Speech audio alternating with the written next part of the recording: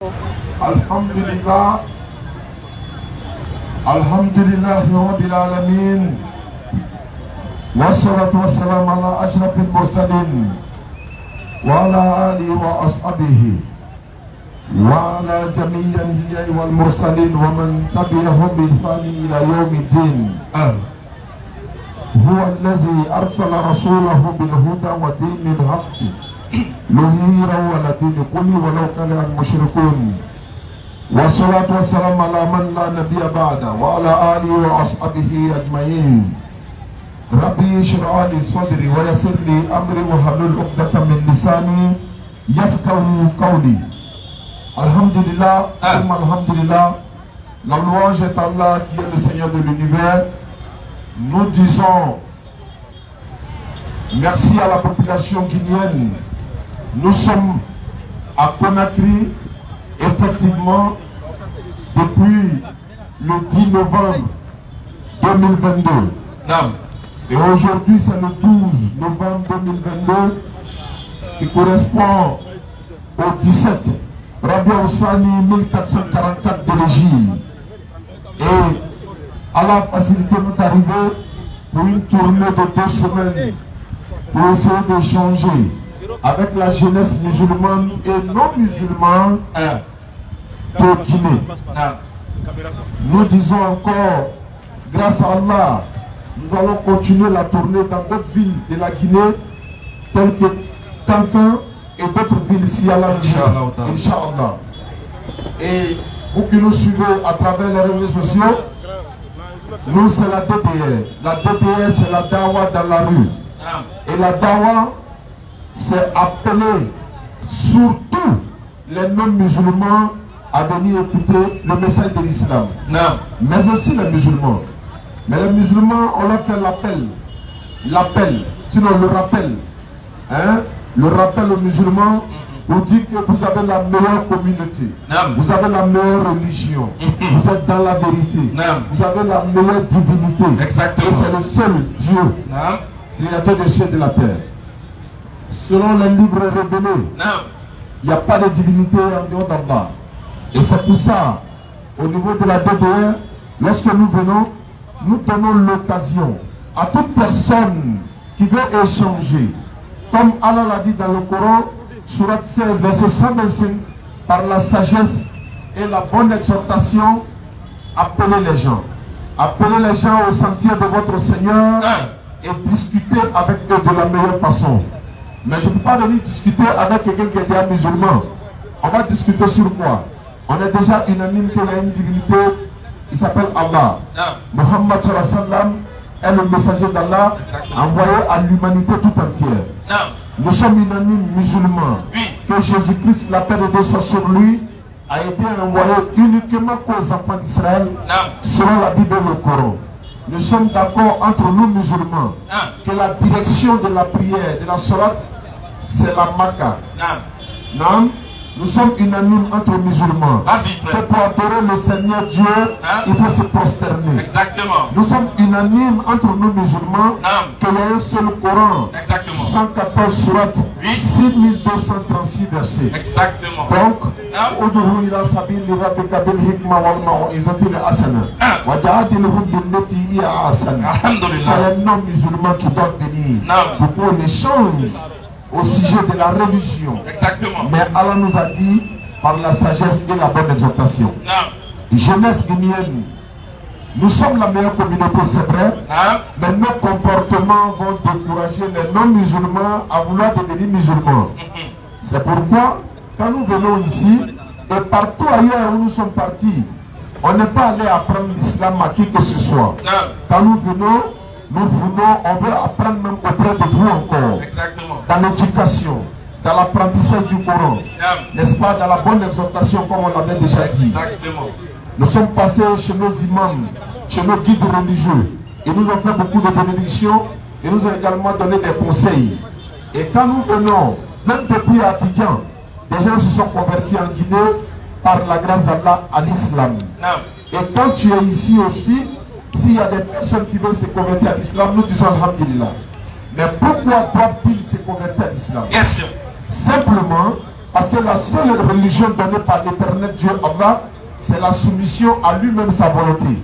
C'est pourquoi l'islam n'a pas porté et ne porte pas le nom de l'une des créatures d'Allah lui-même. Et nous musulmans, nous disons, à partir du moment où il y a une religion qui doit porter le nom d'une créature de l'éternel Dieu, le musulman la refuse automatiquement. Parce que c'est Allah qui a créé sa religion, celui qui a donné sa religion, celui qui a nommé sa religion, celui qui a donné son Coran, celui qui a donné le nom du Coran, et celui qui nous a appelés musulmans dans le Coran. Donc, aujourd'hui, si nous avons la visite de nos frères et sœurs non musulmans, nous serons prêts, Inch'Allah, à échanger avec eux pour que nous puissions découvrir la vérité. Et pour qu'on puisse connaître la vérité, il faut la comparer aux autres. Exactement. Il faut comparer la vérité à la vérité. Exactement. Pour qu'on sache qui est dans la vérité. Non. Encore une fois, Surat 29, 46. Allah dit, et ne discutez qu'avec les gens du livre que de la meilleure façon. Sauf ceux d'entre eux qui sont injustes. Et dites, nous croyons à ce qui a été descendu vers nous, nous croyons à ce qui a été descendu vers vous, tandis que notre Dieu et le vôtre c'est le même. Et c'est à lui que nous nous soumettons. Je voudrais dire à mon frère qui est par exemple animiste, qui est païen, qui est chrétien, qui est idolâtre, de revenir rapidement avant qu'il ne soit trop tard. Allah dit dans le Coran surat 15, 2. Et c'est au jour du jugement que les non-musulmans, c'est-à-dire les mécréants, vont regretter. Si on savait, on allait devenir musulmans.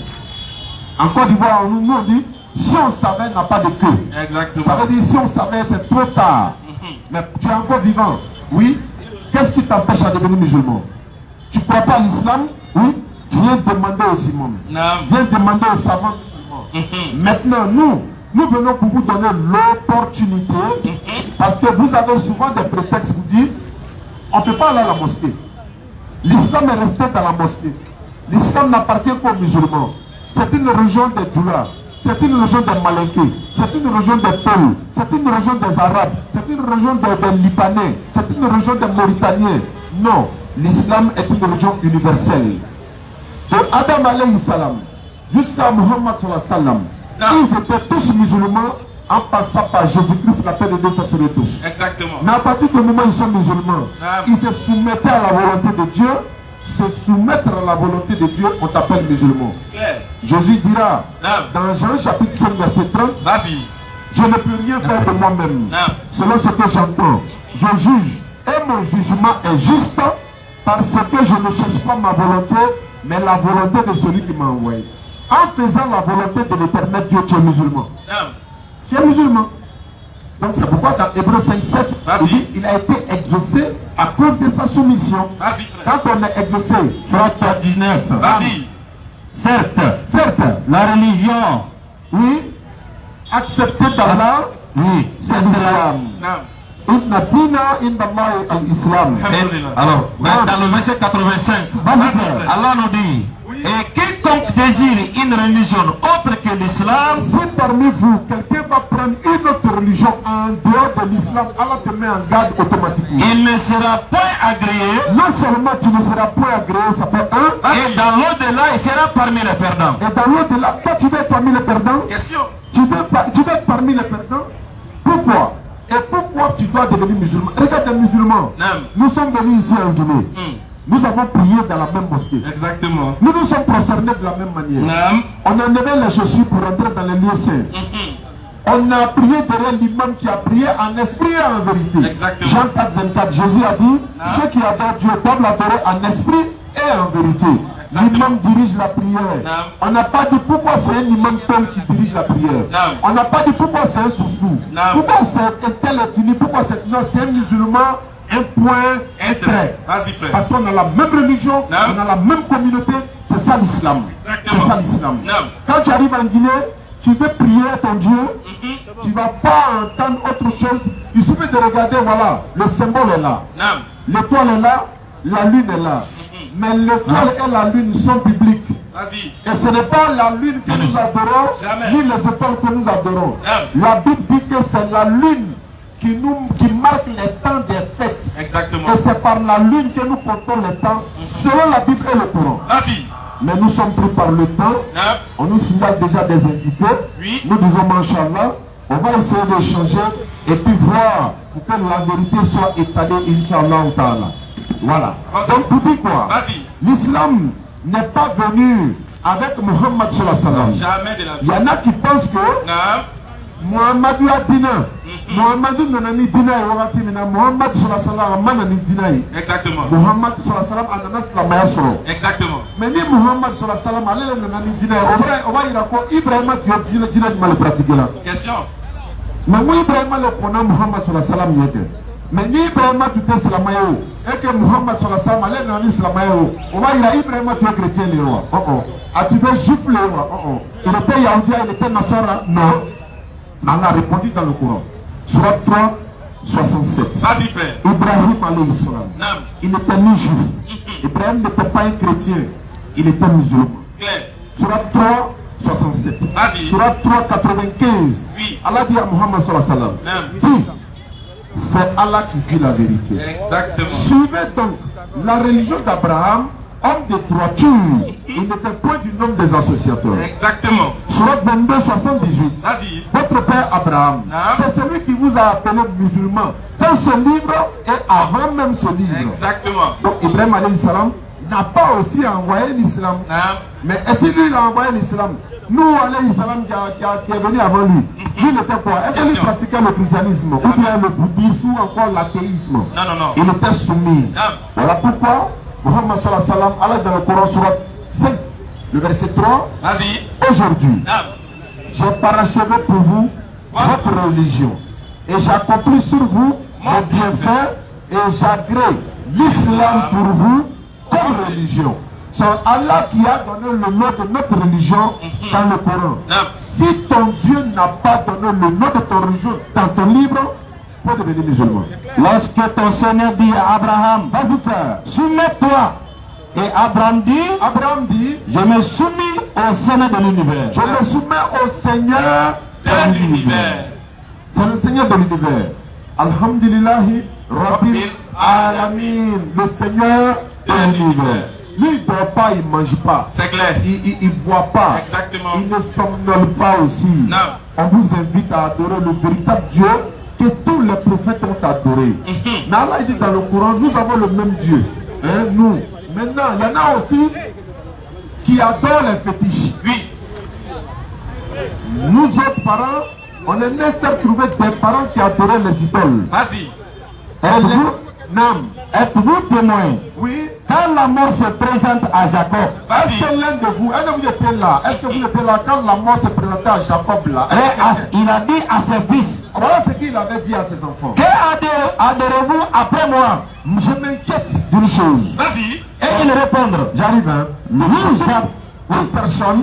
Toute personne s'inquiète de son arrière en fait. Oui, oui, de cette décision. Il va dire Paul là quoi. Il va dans salon maintenant. Il doit venir dans le bac quoi faire. On va dans ta église là. On va dans ton yamoya là. On va dans ton famille bébé Jéhovah là. Il va s'acquier famille comme là. Yacoub alayhi salam, c'est de ça qu'il craignait. Non. Que adorez-vous après moi? Qu'est-ce que vous allez adorer après ma mort? Et ils ont répondu, nous adorons ta divinité. On va adorer non seulement ta divinité, et la divinité de tes pères. La divinité de tes pères, Abraham, Ibrahim alayhi salam, Ismaël alayhi salam, et Isaac alayhi salam. Divinité unique. Ce n'est pas un Dieu qui est trois, deux, un, il est unique. Et à quel nous sommes soumis? Auquel nous sommes soumis. Nous sommes soumis à ta divinité et celle de tes ancêtres également. Exactement. Et voilà l'islam que nous, au niveau de la BBR, nous essayons de propager. L'islam, que nous propageons l'islam ou pas, c'est la manière n'y avait pas. Ça va partir. Nadjala nadawa ke, nadjala kanake, Allah ben a adina lassé. Allah ne va pas protéger pendant. Mais nous, dans le rôle de mieux, on met la place dans le soral Guinée qu'on a fait. Donc on vient maintenant pour dire bon. Comme il y a des prétextes sur la café qu'on a, c'est la meilleure de la misère qu'on a. N'était c'est la meilleure, donc c'est ce que de misère qu'on a. Donc nous à côté c'est la meilleure là. En bas la bonne misère qu'on a carrément tellement. Viens, là. On le consomme dans la rue. Exactement. Faut de nous. Non. Si l'islam est faux, Dieu présentait que Surah 61, le verset 9. Vas-y, C'est lui qui a envoyé son messager. Alors, il a envoyé son messager avec la guidée et la religion de la vérité. Avec non seulement la guidée, parce que quand tu es dans l'islam, non seulement tu es guidé, exactement, tu deviens intelligent. Avec la guidée et la religion de droiture, pour la placer au-dessus de toute autre religion. Pour la placer au-dessus de toute autre. Il n'a pas dit lui Allah a envoyé d'autres religions. Hein. Maintenant, si vous avez votre religion, l'islam est au-dessus de toute autre religion. En dépit de l'aversion des associateurs. Quel que soit ce que vous allez dire, quel que soit ce que vous allez prétendre, la seule chose, il va terminer. Vas-y frère. Le seul point clé que vous pouvez montrer que l'islam est faux, c'est de venir prendre les écritures saintes qui sont là et de montrer que l'islam n'est pas une bonne religion. Avec les preuves à l'appui, tous les musulmans vont vous suivre. Exactement. Alhamdulillah, Rabbil Alamin. Bismillah. Rapidement, on remercie tous ceux et celles qui ont fait le déplacement. Alhamdulillah, comme Allah subhanahu wa ta'ala a facilité. Surah 2, le verset 111. Vas-y frère. Et ils ont dit, Allah subhanahu wa ta'ala nous dit dans le Coran, et ils ont dit, nul n'entrera au paradis que juif ou chrétien. C'était un credo, c'était une pensée, c'était une idéologie. Et ils ont dit que nulle personne en dehors d'eux n'allait rentrer au paradis. Mais Dieu, Allah subhanahu wa ta'ala, va nous donner un éclairci. Il va nous donner une ligne de conduite et il va nous donner un tampon, on va dire que quelque chose de manière exclusive qui va guider et qui va départager tout un chacun de nous dans sa manière de penser. Vas-y. Voilà leur chimère. Allah dit, il précise bien, c'est une manière de penser, c'est un chimère. Voilà les chimères. Dis, donnez votre preuve. Allah dit, emmenez votre preuve. Si vous êtes véridique. Si ce que vous profanez, si ce que vous annoncez est vrai. Voilà pourquoi nous, étant musulmans, ayant l'assurance de notre salut, ayant l'assurance de l'authenticité de notre religion, on appelle les autres à venir avec des preuves. Comme on est pris par le temps rapidement, on nous fait signe que le scanner doit être ouvert. Alors ouvrons le scanner et la vérité se saura. Sur ce, merci. Appelons le premier intervenant, Inch'Allah.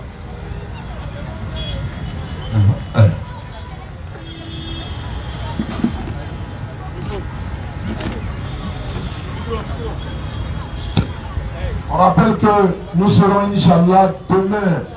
C'était 16h, mais c'est de 20h à 22h à l'université Sophie Anand, à la salle Malik Kondi. 20h, 22h, là c'est un débat. Hein, c'est un débat avec nos frères chrétiens. Voilà, sur le thème entre la Bible et le Coran, quel est ce livre-là qui est authentique, que Dieu lui-même a donné pour sauver l'humanité. Voilà. Demain, Inch'Allah, 20h, 22h, venez nombreux et ça va se savoir. Bismillah. Micro. Allô? Allô? Allô? C'est bon?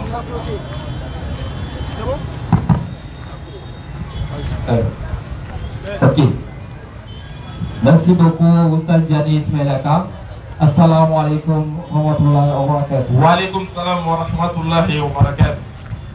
On va aller rapidement. Je vais prendre Monsieur Alpha Diakité. Monsieur Alpha Diakité pour sa question rapidement. Est-ce que Monsieur Alpha Diakité est là? Rapidement, s'il vous plaît. Frère, caméraman. Où Alpha Diakité? Il n'a pas de caméra.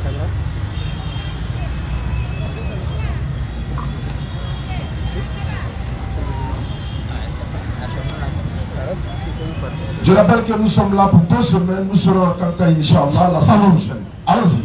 Alors, salam alaikum wa rahmatullahi. Salam wa rahmatullahi wa barakatuh. Ok, en premier lieu, je voudrais vous remercier et vous féliciter pour le combat que vous menez pour l'islam. Bon, je suis musulman comme vous et je suis fier de l'être. Mais il n'est pas sans savoir que les gens du livre aussi font des recherches dans le Coran comme nous. Mais tout le monde ne peut pas être Ismaël Aka, tout le monde ne peut pas être Ouspadia. Donc face à certaines questions pertinentes, on a du mal à les répondre. Mais comme votre présence peut nous suffire largement. Bon, dans une des vidéos de Oustaz Dane que je suis, bon, il y a un chapitre dans la Bible, Jean 11, verset 34, si j'ai bonne mémoire. Là où Jésus a demandé à Marthe ou Marie, où avez-vous enterré Lazare. Ok, Lazare. Jean chapitre 11, verset 20 à 24. Ah, ok, merci. Je suis à la maison. Merci, Oustad. Donc, vous avez dit que si Jésus était Dieu, il n'allait pas demander, oui, parce que Allah est omniscient, omnipotent. Jésus, avec ce passage, on sait qu'il n'est pas omniscient, parce qu'il ne sait pas exactement où Lazare a été enterré. Donc, ma question est la suivante. Les chrétiens aussi font des recherches. Dans la sourate 20, verset 17, Allah avait demandé à Moïse, qu'est-ce que tu as dans ta main droite? Peut-être, comme vous êtes bien placé. Et s'ils apprennent l'argument là aussi pour l'opposer, et nous ne sommes pas comme vous, comment on peut les répondre? C'est ça ma première question. La deuxième question, c'est dans un hadith, je ne sais pas si le hadith est authentique, où Abu Huraïra a dit, quand le prophète Mohammed sallallahu alayhi wa sallam a dit, quand l'un de vous se réveille, qu'il aspire l'eau par ses narines 3 fois, puis la rejette à chaque reprise, car le diable passe la nuit sur son nez. Oh, j'ai vu ça, je ne sais pas si c'est authentique, mais quand gens se moquent de nous, face à cette question aussi, comment un musulman peut se défendre. Maintenant, des fois, quand ils sont très connus dans la discussion, ils disent, taisez-vous, votre prophète a épousé une fille de la fille de Nevala. L'histoire là, je voudrais que vous éclaircissiez un peu. Après ça, ma dernière question, j'ai lu un passage, bon, parce que je fais la comparaison souvent. C'est ce qui m'a même prouvé que l'islam c'est la vérité. J'ai lu un passage dans un document chrétien, ça parlait des 7 dormants de feuilles. Est-ce qu'il y a un lien entre les gens de la caverne? Ce sont les 4 questions là que j'ai. Merci beaucoup pour les questions, Inch'Allah. On croit qu'on a retenu les 4 questions, on espère pouvoir les répondre, Inch'Allah. Mais déjà, vous allez commencer sur la première qui est dans le livre de Jean 11. Non. Jean chapitre 11, Non. le verset 34. Oui. Et il dit, Oui. où l'avez-vous mis, Seigneur? En d'autres termes, quand Marthe est venue, Marthe c'est la sœur de Lazare, et Jésus est venu au village, Marthe a couru à lui, lui dit, ah, mon frère Lazare est mort. Hein? Jésus, après avoir échangé avec elle et tout ça, il a dit, bon, allez-y, montrez-moi où l'avez-vous mis.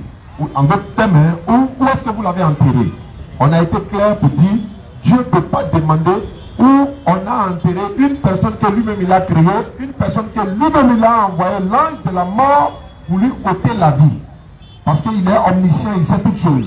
Donc, ce n'est pas possible que Jésus-Christ soit Dieu. Il y a plein d'exemples comme ça pour dire, ça n'a rien à voir avec la divinité parce qu'il n'est pas une divinité. Secondo, pour dire que mais, dans le Coran, et également, ou encore, Allah va demander à qui? Comment qu'est-ce qu'il a dit? Moïse. À Moussa alayhi salam. Moïse, qu'est-ce qui était dans ta main? Là, je vais répondre rapidement sur cette question-là. Déjà, quand vous lisez dans le Coran, dans la sourate 5, à partir du verset 116, Allah subhanahu wa ta'ala aussi, au jour du jugement, dit qu'il va poser la question à Jésus. Est-ce toi qui as dit aux gens, ainsi que ta mère, de vous prendre, vous deux divinités en dehors d'Allah? Regardez la réponse de Jésus. Jésus alayhi salam dans le Coran dit, je sais ce qui est en moi, pardon, tu sais ce qui est en moi, mais je ne sais pas ce qui est en toi. Tu es un connaisseur, tu es exactement connaisseur de toutes choses. Donc c'est-à-dire que c'est une question rhétorique à laquelle l'individu qui reçoit la question doit répondre pour pouvoir comparaître devant le Créateur. Ou du moins, Dieu fait parler la créature pour montrer sa suprématie suite à quelque chose qui va se produire. Parce que lorsqu'il va demander à Moïse, qu'est-ce que tu as dans ta main? Moïse dit, j'ai un bâton. Il dit, jette-le et tu verras ce que ça va devenir. Donc en d'autres termes, ce n'est pas parce que Allah subhanahu wa ta'ala ne savait pas ce qui était dans la main de Moïse, non, mais il voulait plutôt attirer l'attention sur ce que Moïse a précisément et attirer l'attention sur ce que ça va devenir dans quelques instants qui vont suivre. Donc c'est une manière bien précise de montrer à Moïse, regarde ce qu'il y a dans ta main, il attire ton attention. Qu'est-ce que tu as dans ta main? Par exemple, moi je peux voir par exemple quelque chose dans ta main, je te demande qu'est-ce que tu as dans ta main? Je dis oui, j'ai un téléphone. Je dis bon, prends ce téléphone là et jette-le, tu verras ce qu'il va devenir. qu'est-ce que je vais faire? Je vais amener ton attention, je vais attirer ton attention sur la chose pour voir ce qu'elle va devenir après d'autres. Donc j'attire ton attention pour te montrer un miracle, j'attire ton attention pour te montrer ma puissance. Et non comme si je t'interroge pour savoir qu'est-ce qui était dans ta main. Si je ne savais pas ce qui est dans ta main, je n'allais pas te demander de regarder ce qui va devenir cette chose-là après t'avoir interrogé sur la chose. C'est parce que je suis connaisseur de la chose et que je sais que cette chose va se transformer en une autre chose.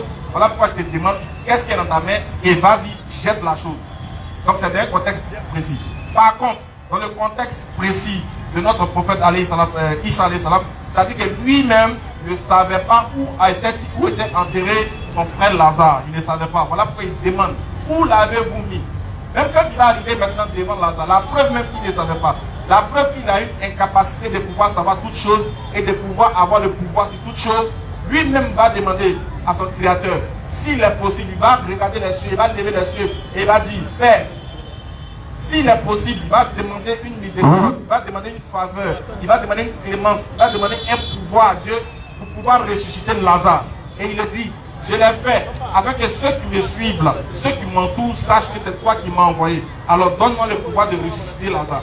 Lazare va se lever par la bouche de Jésus, mais par le pouvoir de Dieu. Voilà un peu pour préciser sur cette question. Alhamdulillah, les 7 choses dont tu parles, ça n'a rien à voir avec les 7 jeunes gens de la caverne. C'est même pas la même histoire. Voilà, parce que les jeunes gens de la caverne, c'est dans un contexte bien précis. Ils ont refusé d'adorer une divinité dont on leur avait imposé. En fuyant pour aller se réfugier, Allah les a protégés dans la caverne pendant 309 ans. Dans la sourate 18, l'histoire est relatée. Il a parlé également de notre mère Aïcha radiallahu anha. Il a dit que les gens du livre se moquent de nous en disant votre prophète a marié une fille de 6 ans, une fille de 9 ans, etc., etc. Déjà, on a déjà répondu plusieurs fois à cette question, mais on aimerait attirer votre attention sur quelque chose. Exactement. Il faut comprendre que souvent quand les gens lisent des choses, ils se laissent massacrer par la lettre aussi. Ils ne rentrent pas dans la spiritualité même de la chose. Regardez bien. Ils ont tendance à dire que le prophète alayhi salam a épousé une fille de 6 ans. Alors moi je pose la question. J'ai posé la question à un pasteur qui m'a déjà posé ce verset-là. Mais qui m'a déjà donné ce côté, ce hadith-là. Je lui ai posé une simple question. Qui l'a amené à réfléchir. Je lui ai dit, si vous plaignez notre prophète d'avoir épousé une fille de 6 ans. Alors posez-vous la question, c'est quel père qui donne sa fille à 6 ans pour être épousée? Ici, quel est le papa ici qui peut lever sa main pour dire qu'il va donner sa fille à 6 ans à quelqu'un? Qui? Donc on ne va pas accuser celui qui a épousé, on va plutôt accuser celui qui a donné sa fille de 6 ans. Donc même si c'était vrai, supposons même que c'était vrai, c'est-à-dire que si le prophète alayhi salam a épousé une fille à 6 ans, c'est parce que le père il était d'accord. Et c'est parce que la chose aussi était normale. Pourquoi? Parce que si la chose n'était pas normale, les premiers à attaquer le prophète seraient les gens de son temps. Parce qu'en son temps, il était attaqué. Donc ils allaient l'attaquer, ils allaient l'indexer sur l'action précise qu'il a posée pour lui dire, comment toi tu te dis prophète et puis tu vas épouser une fille de 6 ans. Donc si cela n'a pas été critiqué par même les koufars, il faut comprendre qu'en réalité, il y a d'autres choses à comprendre sur le mot 6 ans ou 9 ans. Est-ce vraiment l'âge de notre mère Aïcha? Et cela, lors d'un débat avec des personnes, on leur a démontré plusieurs fois, avec plusieurs arguments, même dans le hadith de Bukhari, qu'exactement elle n'avait pas 6 ans, elle n'avait pas 9 ans. Maintenant, pourquoi? Il y a deux arguments que vous devez les citer. Le premier argument, il est coranique. Allah dit dans le Coran, n'épousez pas les femmes sans leur consentement. Surat 4, 19. C'est-à-dire qu'on n'épouse pas une fille en islam de force. Prenez notre attention. Ça c'est le premier argument. Allah dit, avant d'épouser une femme, elle doit donner son consentement. Et qu'est-ce que le hadith nous dit? Le prophète alayhi salam dit dans le hadith Bukhari volume 4 que pour épouser une femme, son consentement consiste à garder le silence.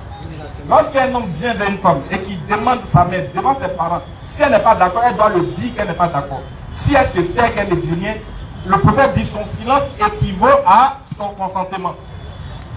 Alors on se pose la question, est-ce qu'une fille de 6 ans a un consentement?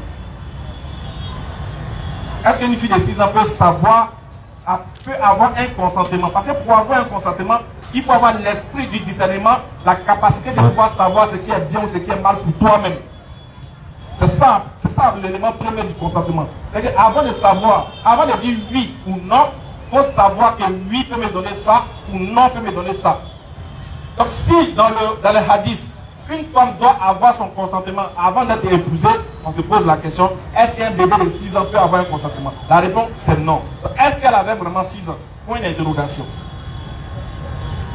Donc il y a beaucoup de arguments qu'on peut utiliser pour réfuter cette... Dans ce même hadith, il a dit que le Rasul sallam a interdit toute personne, que tu sois enfant, qui n'a pas 15 ans de participer à des batailles.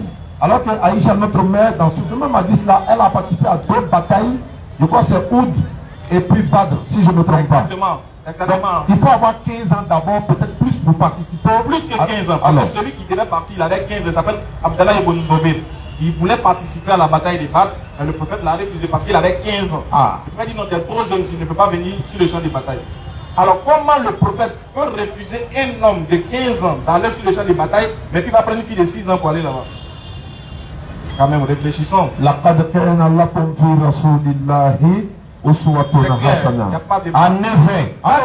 vous avez dans le messager d'Allah, nous avons, Allah il vous précise, vous avez, c'est-à-dire que ça c'est le verset du Coran, quand tu écoutes ça te donne la chair de poule.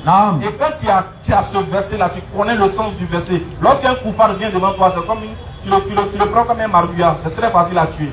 Vous avez dans le messager d'Allah, vous avez dans le messager un excellent modèle à suivre. Un excellent modèle à suivre. Pour quiconque, en espérant au jour dernier, et invoque Allah fréquemment.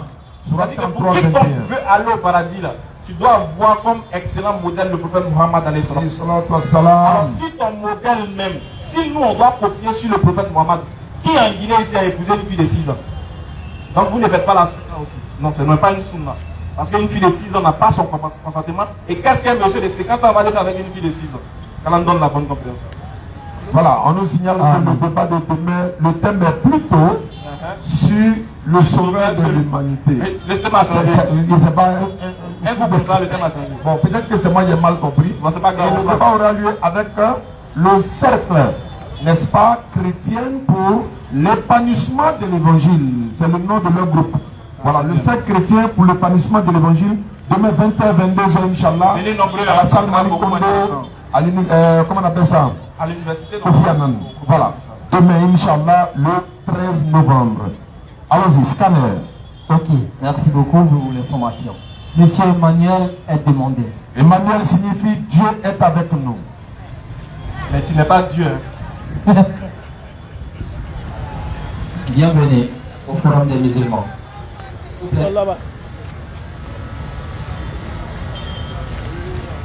Merci de nous rendre visite.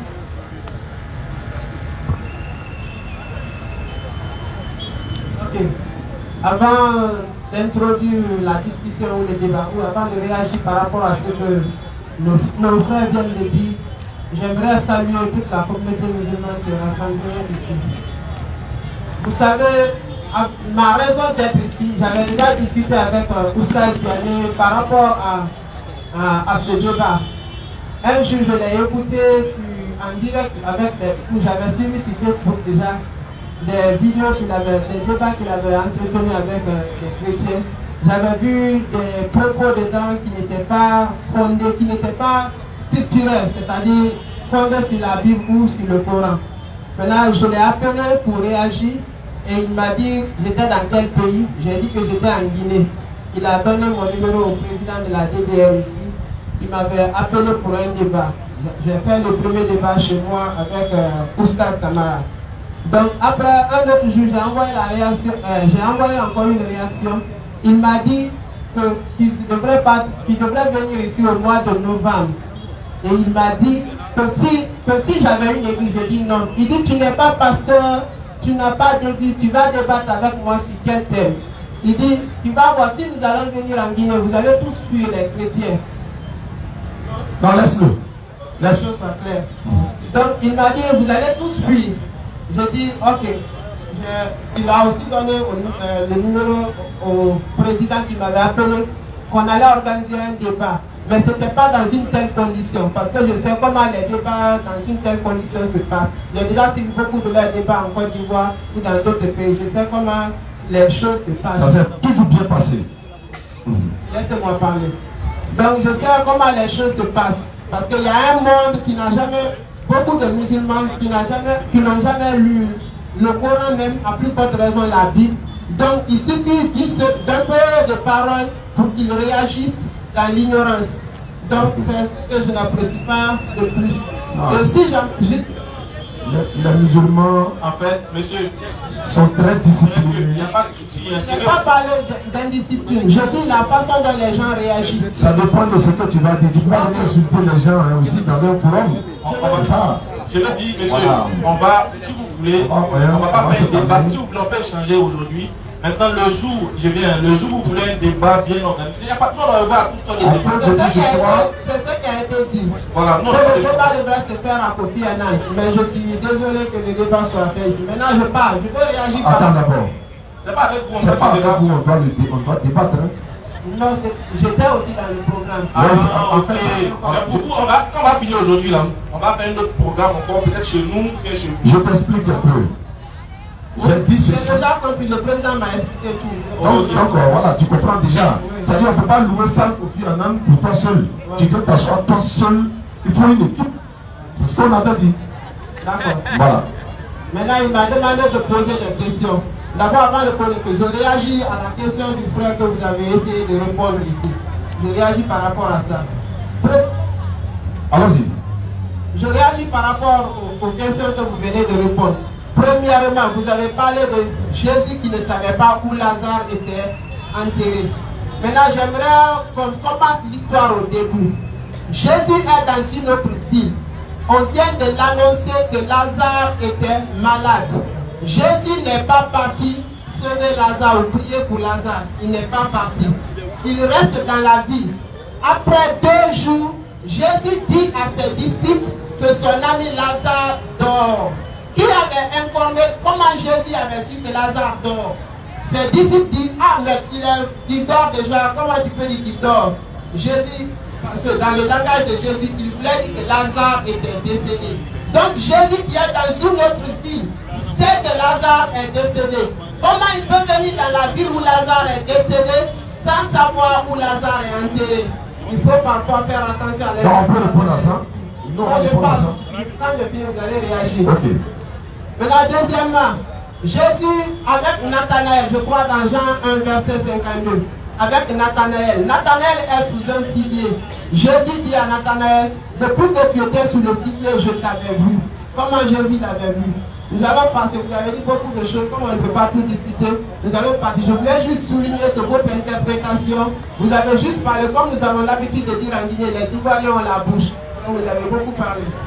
Merci. Ok. C'est comme ça, on est où? Ok, j'aimerais poser une question. La question est la suivante. Dans le livre de Jean, les gens amènent, les Juifs viennent demander à Jean, es-tu le prophète qui doit venir? Jean dit non, il n'était pas le prophète. Jean dit, on dit à Jean, es-tu Élie? Jean dit non, il n'est pas Élie. On dit, es-tu le Messie? Si c'est pas ça, je voulais poser la question. Quelle est la différence entre un prophète et un messie? Merci beaucoup. Le passage dont tu parles déjà, c'est Jean chapitre 1, verset 17 jusqu'à 22. Vous préparez ça automatiquement. Alhamdulillah, en ce qui concerne la mort de Lazare, N'applaudissez pas, il va avoir raison aussi. alors, en ce qui concerne la mort de Lazare, c'est que le problème est quoi? Le fait que Jésus dit qu'il dormait, vous suivez? Le fait que Jésus dit qu'il dormait, malgré ça, il ne connaît pas. La preuve en est quoi? Le même Jésus, dans Marc 11, verset 11 à 12, il a eu le figuier, il pensait avoir quelque chose sur le figuier. Quand il est allé, il a trouvé qu'il n'y avait pas le fruit. Et puis la Bible continue de dire, car ce n'était pas la saison. Lui, il partait dans l'objectif d'avoir quelque chose à manger, parce qu'il avait faim. Mais s'il sait à l'avance qu'il n'y a rien dessus, il ne savait pas quoi là-bas. Question. Mais il est parti, il a trouvé qu'il n'y avait rien sur le figuier. Et qu'est-ce qu'il a fait? Il a maudit le figuier a séché. Jean chapitre 11, verset 12. C'est pas tout on lit. Il sait que ce que je dis est vrai. Mais quand il a mordu le figuier là, mais pourquoi il mordit le figuier? Parce qu'il est fâché, il n'a pas gagné quelque chose à manger. S'il savait à l'avance, il n'allait pas le faire. Deuxièmement, quand la femme samaritaine, dans Jean chapitre 4, verset 17 à 19 jusqu'à 24, Jésus lui dit, va appeler ton mari. Elle dit, je n'ai point de mari. Qu'est-ce que Jésus a dit? Je sais que tu as eu 5 maris, mais celui que tu as maintenant n'est pas ton mari. Comment il a su ça? Mais la femme a répondu quoi? Je vois que tu es prophète. C'est parce qu'il est prophète qu'ils sont les choses de l'avance. Maintenant je coupe ici pour dire, s'il était réellement Dieu comme tu le dis, et qu'il savait toutes choses, Marc 13, 32, Matthieu 24, 36, ils lui ont demandé, quand est-ce que le monde finit? Il a dit, pour ce qui est du jour ou de l'heure, le jour où le jugement aura lieu, l'heure à laquelle tout cela va finir, il dit, personne ne le sait. Et il cite, ni les anges dans les cieux, ni le Fils. Le Fils c'est lui-même. Il dit, le Père seul sait. Mais là, il n'est pas Dieu pour dire il ne sait pas. Mais il ne sait pas parce que c'est confirmé qu'il est prophète. Donc, en ce qui concerne Jean 11, verset 38 à 44, quand il dit à Lazare, où vous l'avez enterré, c'est pas quand il dit il dort. Mais pourquoi il a demandé? On demande où l'avez-vous enterré? Et puis Marthe a dit quoi? Viens voir. Et puis ils sont allés lui montrer. C'est parce qu'il ne savait pas et il n'est pas Dieu. Ça c'est clair et net. Il n'y a pas de débat dessus. C'est pas notre interprétation. Hein? C'est ça qui est la vérité. Bismillah. Voilà pourquoi Marthe elle va dire à Jésus. Car je sais que tout ce que tu demandes à Dieu, Dieu te le donne. On est d'accord? Donc il y a Marthe même qui était auprès de Jésus. Marthe même qui marchait avec Jésus. Celle même qui a perdu son frère, elle savait que Jésus n'était pas Dieu. Parce qu'elle a dit, je sais que tout ce que tu demandes à Dieu, Dieu te le donne. Maintenant, je vais t'expliquer c'est quoi le Messie. Je vais t'expliquer c'est quoi le Messie. Déjà, il faut comprendre que le Messie est très différent du prophète. Mais un prophète peut être un Messie, mais tout Messie n'est pas forcément prophète. Tu verras aujourd'hui la différence entre le Messie et le prophète. Il faut comprendre que quoi? Déjà le Messie, c'est quelqu'un qui est point, choisi de la part de Dieu, à qui on verse l'huile pour le point. Donc on appelle ça Messie. C'est un mot français, mais en hébreu ça donne Messiah, qui est traduit en grec par Christos. En grec ça donne Christos, en français ça donne Christ. Donc qui dit Christ dit Messie, qui dit Messie dit Christ. Où j'ai enlevé cette théorie? C'est bien dans la Bible. On va te lire un peu la définition du mot Christ dans la Bible. Vas-y. Christ. Messie. C'est aussi égal à Messie. Le roi d'Israël et les grands prêtres recevaient l'onction d'huile comme signe de leur nouvelle fonction. On dit les rois d'Israël. C'est-à-dire que les rois d'Israël recevaient de l'huile et d'onction. Ils étaient aussi appelés Messie. Voilà pourquoi quand tu vas lire dans Ésaïe 45, tu verras que même Cyrus est appelé Messie dans la Bible. C'est pourquoi les rois portaient le titre point. Tu vois, il portait le titre point qui veut dire quoi? En hébreu, Machia. Machia. Tu vois, en hébreu, ça portait le nom de Machia qui veut dire Messie en français. Tu vois, donc les rois aussi étaient appelés des Messies dans la Bible. Sauf que la différence entre les rois et le Messie, c'est que le Messie était celui-là même qui devait faire sortir les enfants d'Israël, que les enfants d'Israël attendaient pour les faire sortir du joug de l'esclavage. Pour eux, le Messie était celui que Dieu devait choisir pour essayer de changer la vie du côté social et même spirituellement parlant. Donc il y a une différence entre le Messie et le prophète. Tout prophète est Messie, mais tout Messie n'est pas forcément un prophète. Clair et net. Et il y a une différence. Et puis également, la Bible ne te dit pas ça. C'est que selon le Coran, et c'est mentionné dans le Coran, il y a des prophètes et il y a des messagers, et il y a prophètes et messagers à la fois. Selon le Coran, Surat 19, 41, s'il te plaît. Surat 19, verset 41. Vas-y, frère. Et mentionne dans le livre Abraham. Mentionne dans le livre Abraham, c'était un véridique et un prophète. Abraham était un véridique et il était prophète. Point. Le verset 51 de la même sourate, s'il te plaît. Surat 19, verset 51. Vas-y, frère. Et mentionne dans le livre Moïse. Moussa alayhi salam, c'était vraiment un élu. il était un élu et c'était un messager et un prophète. la même sourate. Mentionne dans le livre. Mentionne dans le livre. Ismaël. Il était fidèle à ses promesses. Ibrahim et Ismaël étaient fidèles à ses promesses. Et c'était un messager et un prophète. Il était messager et prophète. Soit 56 de la même sourate pour terminer. Le verset 56. Et mentionne Idriss. Mentionne Enoch qu'on appelle. Dans le livre, c'était un véridique et un messager. Tu as vu? Quand on donne la bonne compréhension, à ton honneur. Quand je vous ai écouté avec attention, donc quand je parle, arrêtez de m'interrompre. Je vais droit au but. Je réagis par rapport au figuier. Il faut savoir que dans la Bible, il y a des arbres qui sont symboliques. Il y a l'olivier, il y a le figuier. Je vous explique l'histoire du figuier, puisque c'est de ça qu'il s'agit. Jésus, quand il voit le figuier, d'abord il a commencé son ministère à l'âge de 30 ans. Donc on suppose que depuis son enfance, il connaissait la saison. De 1 an à 30 ans, il faut être insensé pour ne jamais connaître la saison des mangues ou la saison des figuiers. Ok. Maintenant, Jésus part voir le figuier. Il s'attendait à un fruit. Lorsqu'il voit qu'il n'y a pas de fruit, il maudit le figuier sèche. Qu'est-ce que ça veut dire? Le figuier symbolise Israël. Au moment où Israël, Dieu attendait quelque chose du Messie, Israël a rejeté le Messie. C'est pourquoi le Messie l'a abandonné. Il faut comprendre les symboles dans la Bible. Au moment, même c'est ce que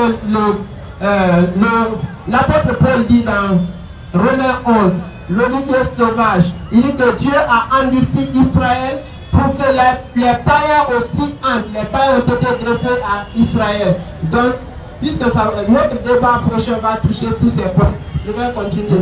Vous avez parlé du Messie. Il a dit, Ismaël a commencé par dire que, si je ne me trompe pas, tout Messie est un prophète. Mais tout prophète n'est pas forcément Messie. Sa première phrase, il y a des enregistrements. Sa première phrase. D'abord, sa phrase même est floue.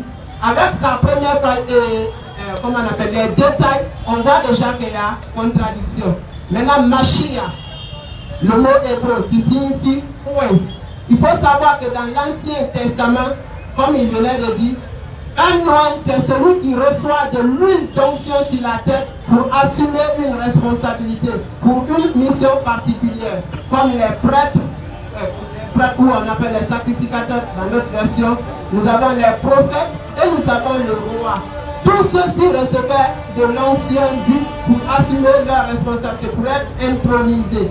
Mais tout ceci, un prêtre ne pouvait pas être en même temps roi, ou un sacrificateur ne pouvait pas être en même temps roi. Parce que les rois venaient de la tribu de Juda et les sacrificateurs venaient de la tribu de Lévi. Donc c'était impossible d'être en même temps les deux tribus pour assumer la mission de roi ou de sacrificateur. Maintenant, tout ceci, comme je disais, un roi pouvait être un messie, mais celui qui est rentré dans la pleine définition du mot messie, celui c'est-à-dire qui était le messie absolu, c'est Jésus-Christ. Et même dans l'islam, quand on dit le messie directement, la pensée ne va sur nulle autre personne que Jésus. Maintenant, c'est comme quand on dit Dieu. Il existe plusieurs dieux. Peut-être que vous n'adorez pas plusieurs, mais il y a des gens qui sont bouddhistes sont un Dieu. Beaucoup de personnes sont dieux. Mais nous disons qu'il y a un seul Dieu. Pourquoi? Parce qu'il y a un seul Dieu qui mérite l'adoration. Il y a un seul Dieu qui mérite le vrai nom ou la vraie identité. Donc quand on dit qu'il y a plusieurs messies, c'est vrai. Mais celui qui est rentré dans le vrai sens, celui qui a porté, qui était le véritable messie, c'est Jésus-Christ. Donc il y a une différence entre, soyons sages s'il vous plaît, il y a un messie, il y a, comment on appelle ça? Allons-y, il faut parler sans attaquer aux gens. Donc, je dois réagir par rapport à ce qu'il y a. Non. Mais nous, on doit réagir. Moi, je ne suis pas habitué par rapport à ce qu'il y a. Bon. Quand tu n'es pas habitué. Ce que l'on veut te dire, c'est qu'il faut garder le tempérament, le calme. Non, je suis posé. Mais c'est comme quelqu'un qui est sur un terrain de foot. Est-ce qu'il va s'occuper des supporters? Non. Tu joues au foot, joue au foot. les supporters t'insultent, tu n'as pas laissé le foot pour aller répondre aux supporters. Comme on est en train d'échanger, je te demande de ne pas t'occuper de la foule, mais plutôt de ce que tu es venu dire. Merci. Je continue. Comme je disais, la personne qui est rentrée, la personnalité qui est rentrée dans la vraie fonction de Messie, celui qui était en même temps roi, sacrificateur et prêtre, c'est Jésus-Christ. Et Jésus-Christ, Gustave parlait, il m'a dit Jésus n'est pas Dieu. Depuis qu'on a commencé, je n'ai pas souligné la divinité de Jésus parce que je sais combien de temps ça peut prendre. Je n'ai pas parlé de ça. Donc quand on parle, il faut réagir par rapport à mes propos. Ne dites pas ce que je n'ai pas dit. Donc, comment on appelle excuse-moi. Oui. Est-ce qu'on peut procéder par échange direct? C'est ce que je veux. Pour toi, Jésus, il est qui? Pour moi, ce n'est pas l'objet du débat. Non, je demande. On n'a pas fixé un thème de débat. Tu es en train de répondre sur ce que nous avons dit au produit de nos propos. Mais c'est moi qui ai posé la question. Donc laissez-moi poser mes questions. Vous réagissez et on y Oui, non, mais vu que... Ne me faites pas dire ce que vous voulez que je dise. Vu que tu ne poses pas de questions. Je ne pose pas de questions. Vu que... J'ai posé une question par rapport à... Je sais que vous allez poser. Ne vous en faites pas. Vu que là, il y a eu réponse suite à nos propos. Et tu nous as posé des questions sur le Messie, on a expliqué. Maintenant, toujours est-il qu'on est en train d'échanger sur la personne du Messie. C'est-à-dire en d'autres termes de Jésus. Nous, on ne nie pas que Jésus n'est pas le Messie. Pour nous, il est le Messie. Pour nous, on sait ce qu'il veut dire Messie. Maintenant, je n'ai pas le seul Messie. Je t'ai dit qu'il n'est pas le seul Messie. Ma phrase. Regarde ici. Vas-y. Comment on appelle ça? Ésaïe 45, verset 1er. L'Éternel Dieu dit, ainsi parle le Seigneur à son Messie. Tu vois. Cyrus. Donc, Psaume chapitre 105, verset 15. Ça c'est sauve. Qu'est-ce que je voulais vous dire? Je vous ai dit que tout prophète est Messie. Mais tout Messie n'est pas forcément un prophète. Voilà, il y a des rois qui sont Messie. Il n'est pas prophète. J'ai dit. Tout Messie n'est pas forcément prophète. Maintenant, ce que j'ai dit, vu qu'on est en train d'échanger sur la personne du Messie, moi je veux savoir à toi, pour toi Jésus est qui? Comme ça, je connais ta position, et puis tu connaîtras ma position, et puis on passe à autre chose. Mais je pense qu'il a dit que Jésus est le Messie. Donc Jésus il est le Messie. Donc est-ce que tu es d'accord que le Messie c'est celui que Dieu choisit? C'est celui que Dieu choisit. Pour une mission particulière. Une mission particulière. Oui. Donc Jésus a été choisi par Dieu. Pour une mission particulière. Écoutez, posez-moi la question. Je ne sais pas dire la question. Ne dites pas des choses qui disent oui ou non. C'est pas... Non, c'est pas oui ou non. Je dis simplement, est-ce que tu es d'accord que Jésus, étant le Messie, c'est Dieu qui l'a choisi? Ok, si vous me posez la question, c'est que vous n'avez pas compris ce que j'ai dit.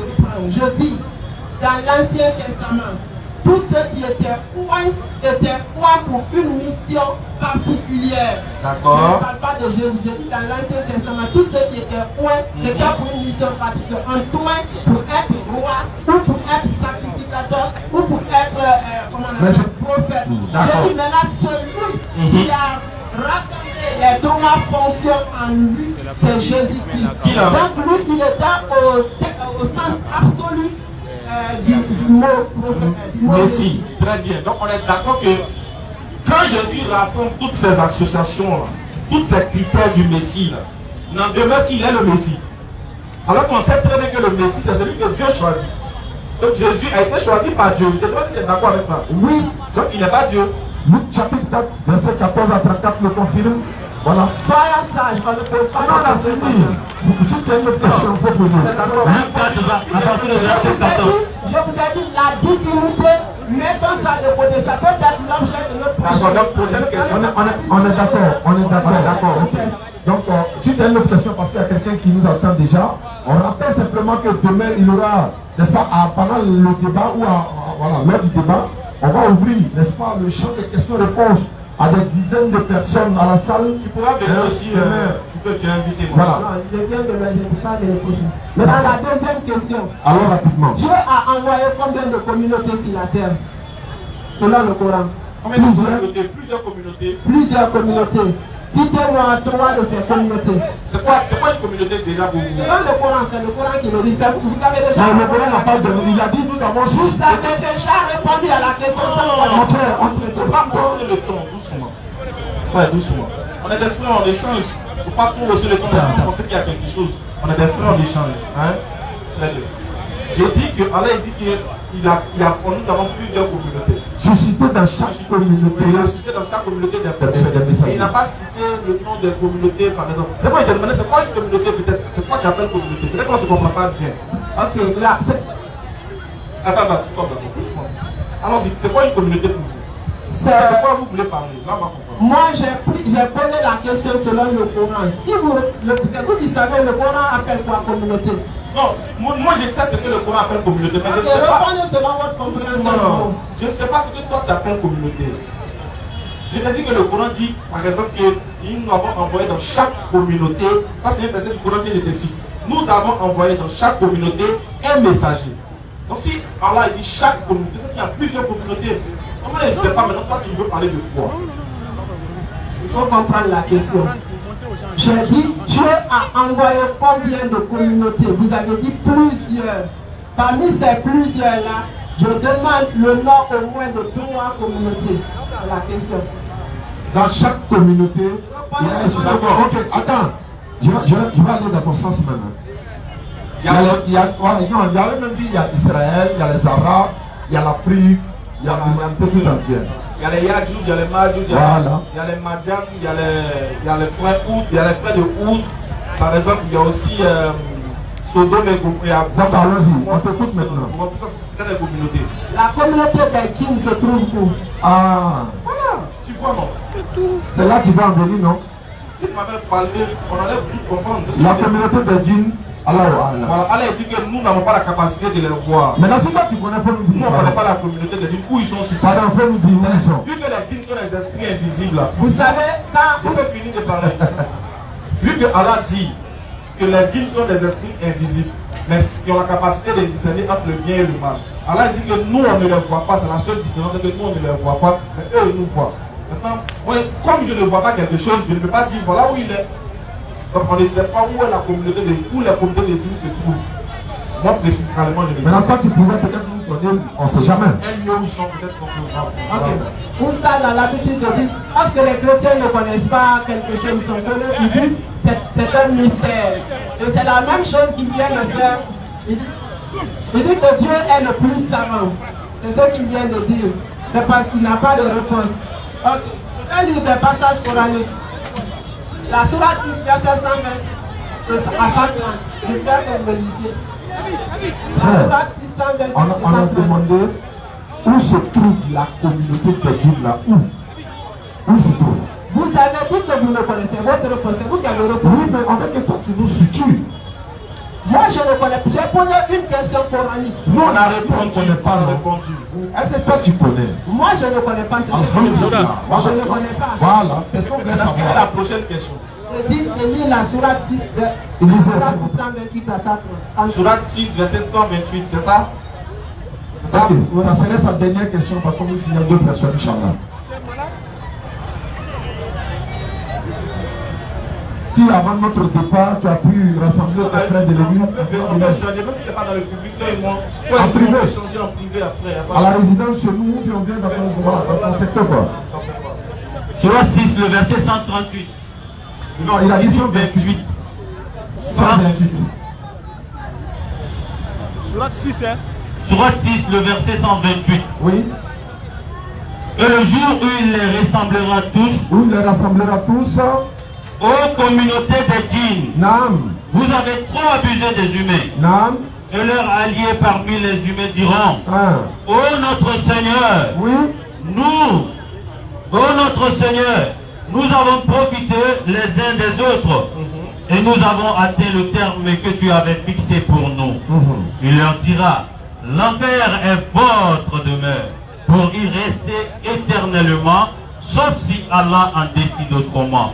Vraiment, ton Seigneur est sage et omniscient. D'accord. Comme j'avais beaucoup de passages bibliques à lire pour faire ressortir beaucoup de choses. D'abord, selon ce passage, il existe la communauté des djinns et la communauté des humains. Ça, c'est selon ce passage. Mais puisque c'est ma dernière question, comme vous le dites, il existe d'autres passages qui font ressortir qu'au début, la communauté des humains aussi est subdivisée en beaucoup de communautés. Il y a des passages qui le disent qu'au début, il y avait une seule communauté. je voulais savoir, il s'agissait de quelle communauté, que c'est Dieu qui a divisé, qui a fait de cette communauté plusieurs communautés. Donc si au début il y avait une seule communauté, la question était de savoir quelle est cette communauté, maintenant qui a été divisée en plusieurs communautés, quelles sont ces communautés?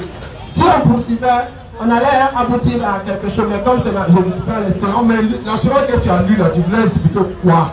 Qu'est-ce qu'on doit comprendre dedans? Quand tu dis une sourate là, tu donnes le contenu. Je viens de dire que cette sourate fait ressortir déjà qu'il existe plusieurs. Il existe la communauté des djinns et la communauté des humains, selon ce passage. Nous on est d'accord avec ça. D'accord, on est d'accord. Mais parce qu'on ne poursuit pas. Si on poursuivait, certains versets coraniques font ressortir que, comment on appelle, la communauté, puisqu'il y a une communauté des djinns, une communauté des humains, celle des humains aussi est subdivisée en beaucoup de communautés. On allait aboutir en poursuivant, il y a d'autres passages, parce que je les ai tous notés, on allait aboutir à quelque chose de clair. D'accord, il n'y a pas de souci. Bon, on ne voit pas où vous voulez en venir vraiment, mais bon, peut-être une prochaine fois, on aura l'occasion de pouvoir, vous aurez l'occasion de pouvoir bien nous expliquer de quoi vous parlez, parce que jusqu'à là, on ne vous suit pas. Mais c'est pas bien grave, ça c'est juste pour aujourd'hui. On se donne rendez-vous peut-être une autre fois avec vous, on pourra échanger en privé, il n'y a pas de souci. Vous contactez le service de la DDR Guinée, ils vont... Prochaine question. On va prendre le prochain. Rendez-vous demain 20h-22h, Université Kofi Annan. Voilà. Malik Honoré, la salle Malik. Monsieur Robert a demandé. Rapidement, c'est la série des questions. Donc vous venez vous poser une question, bien vous voulez échanger sur quelque chose rapidement. On le fait et puis on se donne rendez-vous une prochaine fois. Voilà, je rappelle qu'il nous reste que 26 minutes. On n'a pas assez de temps, quoi, mais on va faire ça Monsieur Robert. Je salue tout le monde.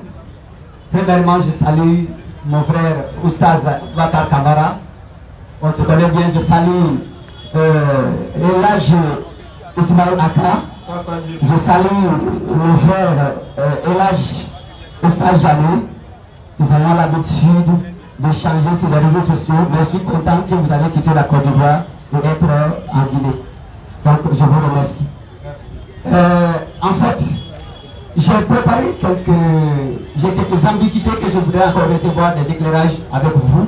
Il y a un peu longtemps, je voulais échanger avec Oustaz Kamara, mais il n'a pas eu le temps, il était en déplacement. Voilà. Donc, par rapport à ce que j'ai entendu de vous une fois, dire que Jésus est musulman.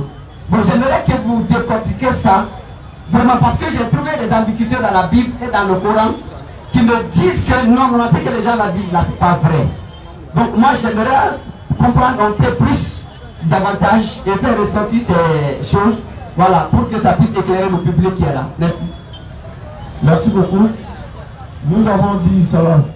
Voilà. Il peut nous surat 42. Le fait que nous disons Jésus-Christ est musulman, nous avons précisé, nous avons lu, nous avons dit, l'éternel Dieu, Allah, n'a pas envoyé plusieurs religions. Il a envoyé une seule religion qui est la soumission à sa volonté à lui, Allah. Et nous disons que Jésus-Christ était musulman, pas lui seul. Mais il était soumis à l'éternel Dieu. Si quelqu'un nous dit qu'il n'était pas musulman, nous l'acceptons. Mais il faut que tu nous trouves sa religion. Alors il dit, c'est la religion que nous avons enjoint à Moïse, à Ibrahim alayhi salam, à Jésus et aux prophètes. Établissez la religion et n'en faites pas un sujet de division. Surat 42, verset 13. On va lire ça et puis on va s'arrêter. Parce que pour qu'un débat ou un échange puisse évoluer, quand je ne suis pas d'accord, je donne la vraie version. Si tu dis il est musulman, tu donnes les références que tu as. Si tu dis il n'est pas musulman, Surat 42, le verset 13. J'arrive. Hein. Il faut que tu trouves au moins sa religion avec les preuves à l'appui. Avec les textes à l'appui. Voilà. Mais on ne dit pas Jésus n'était pas musulman, mais il n'était rien. Non. Surat 42, 13. Surat 42, le verset 13. Allons-y. Il vous a légiféré en matière de religion. Voilà ce que Allah vous a légiféré en matière de religion. Ce qu'il avait Pas de religion. ordonné. La religion qu'il a donnée à Noé là.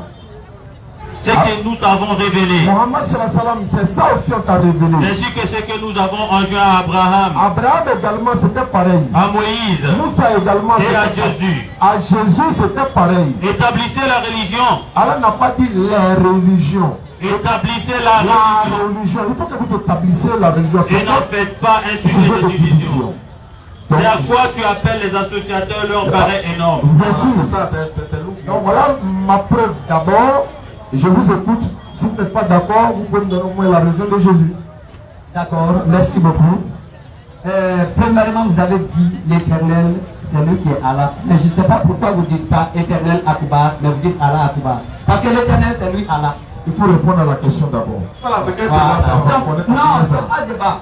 Ça, c'est pas Parce que le pourtant, les- On va régler l'éternel Akbar là. On va gérer ça, mais il faut parler des Bien, gens. réponds. Ok, il n'y a pas de problème. Dans la sourate 39, verset 12, le Coran dit que, c'est-à-dire, fait dire à Mohammed qu'il est le premier des musulmans. Et pourtant, Jésus a vécu des siècles avant moi. Comment est-ce que lui l'a fait? Et pour croire, pour devenir musulman. Alors quand on dit premier, c'est qu'avant lui, il n'y avait personne.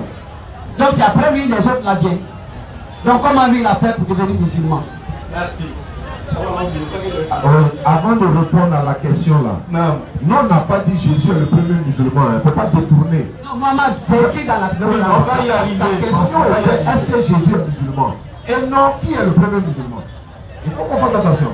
Et je vais te démontrer que tous les prophètes étaient les premiers musulmans. Ça, c'est petit. Ça, c'est facile. Mais le problème est que tu as dit, est-ce que pourquoi vous dites Jésus était musulman? On a prouvé ça. Pour prouver que Jésus n'était pas musulman. Et non, qui est le premier musulman?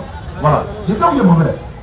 Voilà, c'est ça, cette fois-ci, voilà, il est pertinent, il est pointu sur. D'habitude, c'était un monde ici pointu, mais aujourd'hui, voilà, il est pointu. Il dit. Ce n'est pas de savoir d'abord qui est le premier musulman. Non, on va décider ça. Ça, c'est très facile. Voilà, c'est ce que je vais. Non. Au début, tu as dit que sur quoi on se base pour dire Jésus, il est musulman. Oui. Voilà, il lui t'a donné une preuve.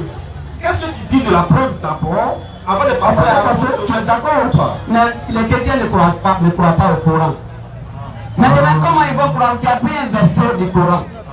Le chrétien ne croit pas au Coran. Mais comment lui va croire que le Coran dit que Jésus est musulman? Tu es chrétien? Oui. Mais pourquoi tu utilises le Coran alors? Le problème c'est quoi? Le problème c'est quoi? Oui. Tu te poses une question, que tu crois ou pas, au moins tu reconnaître que c'est écrit. Maintenant moi je dis, Allah il dit à Jésus, à Moïse, d'établir la religion qui est l'islam. Pour dire, Jésus n'était pas un musulman, il était chrétien, voilà la preuve. Jésus n'était ni musulman, il n'était ni chrétien. Ah, il était averti. Il était quoi? Jésus n'était ni musulman, il n'était ni chrétien. Jésus est comme un bâtiment, le contenant, et les autres chrétiens qui viennent sont les contenus. D'accord. Donc il n'était pas musulman, il n'était pas chrétien. Parce que je n'ai pas vu où Jésus il dit je suis musulman. Dans la sourate 27, verset 91, maman dit il m'a été commandé d'être du nombre des musulmans. Parce que je n'ai pas vu où Jésus même il a dit je suis musulman. Donc, parce que je m'accentue sur cette base. Parce que vous avez dit quelque part, Jésus n'a pas dit je suis Dieu, il ne l'est pas. Donc, comme je n'ai pas trouvé Jésus dit de sa bouche je suis musulman, donc je finis aussi par réparer, c'est-à-dire équilibrer l'équation pour dire qu'il n'est pas musulman. Il n'était pas aussi chrétien. Non. Il n'était pas chrétien. Il dit le même bâtiment. Il était ok. Mais la question, est-ce que Jésus était soumis à Dieu? Oui, sur la terre, les lois c'est pas une question. Oui. Conversion au téléphone? Quelqu'un veut se convertir? Une minute, excusez-moi, allô? Rapidement. Oui, salam alaikum, bonsoir. À qui est-je l'honneur? Oui, au Saint-Denis, je suis à Conakry.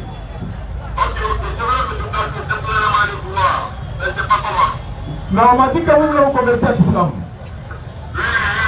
Bon, on va faire l'attestation de foi rapidement, c'est une chose qu'on ne doit pas attendre. Et puis ensuite, on se verra, Inch'Allah, même demain à l'université Kofi Annan, on peut se voir, Inch'Allah. Donc il faut répéter l'attestation de foi sans obligation pour montrer que tu es la première personne à te convertir en islam en Guinée. Voilà, le premier musulman. Voilà le premier musulman. Donc il faut répéter après moi, toute la communauté musulmane va t'accompagner. C'est bon? Il faut répéter, il faut dire Ashhadu On dit Ashhadu an la ilaha illallah wa ashhadu anna Muhammadan abduhu wa rasuluhu. J'atteste avec ma langue. Je reconnais dans mon cœur. Il n'y a pas un autre Dieu sauf Allah. Et Mohamed est son messager. Jésus-Christ n'est pas Dieu, mais le messager de Dieu. Répète, il va entendre. Répète.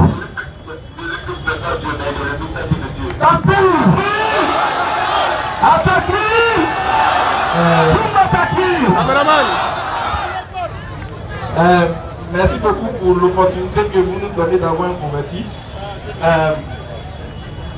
Pour répondre maintenant à votre problématique, rapidement, pour répondre rapidement à votre problématique, que déjà de base, nous on vous a donné un verset du Coran où on dit que la religion qu'appartiennent tous les prophètes, c'est l'islam, c'est la soumission à la volonté de Dieu. Le problème que nous avons de manière intellectuelle, c'est quoi? C'est qu'on ne définit pas déjà la nature du mot avant de pouvoir réfuter le mot. C'est-à-dire que si vous saviez bien qu'est-ce que signifie musulman, vous n'allez même pas refuser que Jésus soit musulman. Sauf si peut-être qu'il y a d'autres choses à comprendre derrière. C'est quoi être musulman? Le mot musulman signifie quoi? C'est ça qu'il est en train de vous dire. Le mot musulman signifie soumis. Oui, quelqu'un qui est soumis à Dieu. Je ne sais pas si vous comprenez. Donc si on a le concept définitionnel du mot, on n'aura pas de problème à savoir si Jésus était soumis à Dieu ou pas. Parce que même dans la Bible, on demande que Jésus était soumis à Dieu. Même dans la Bible. Donc s'il est soumis à Dieu, et qu'on peut remplacer le mot soumis par musulman ou bien par musulman, il n'y a pas de problème. S'il vous plaît, ne dites pas qu'il était musulman, mais dites qu'il était soumis. Si on dit qu'il était soumis, vous allez accepter. Mais si on dit qu'il était musulman, vous allez... Alors que c'est la définition. Alors que c'est la même chose, c'est la définition du mot seulement. Voilà pourquoi il vous a demandé, est-ce que Jésus était soumis à la volonté de Dieu? D'accord, merci beaucoup. Pourquoi j'ai dit ça? Parce que quand on dit soumis, dans la sourate 30, verset 26, il a dit que tout ce qui est dans les cieux, sur la terre, en bas de la terre, tout est soumis à Allah. Et Satan, démon, tous, lui aussi, il est dans le monde. Donc, moi j'ai fini par réparer que lui aussi il est musulman. Parce que le verset dit qu'il est aussi... Oui, c'est quoi l'appel être soumis à la volonté de Dieu?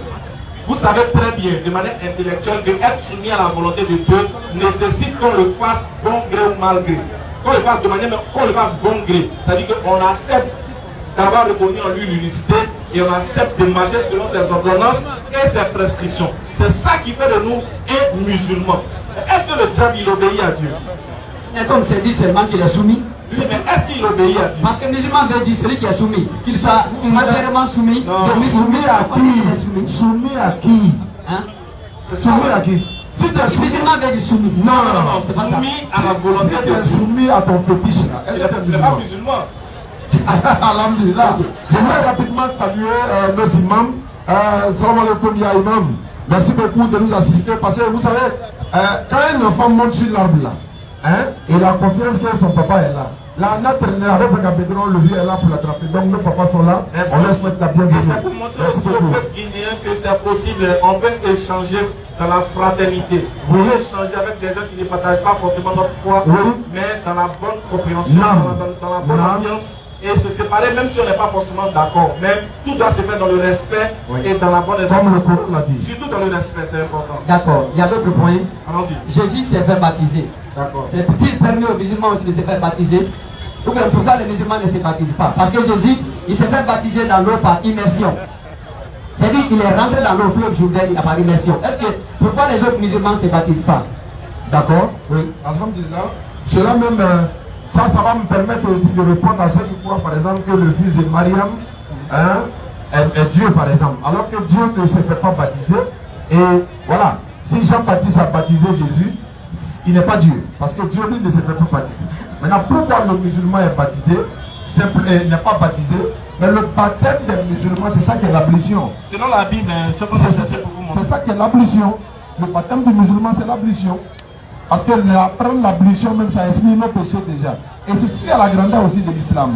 C'est pas parce qu'on va dire non, allez vous faire baptiser dans l'eau pour que vous soyez par exemple les suiveurs de Jésus. Est-ce que Jean-Baptiste lui-même a été baptisé? Non. Est-ce que Abraham a été baptisé? Non. Ismaël, Isaac, Pierre, Paul, tous ceux-là, qui les a baptisés? Personne.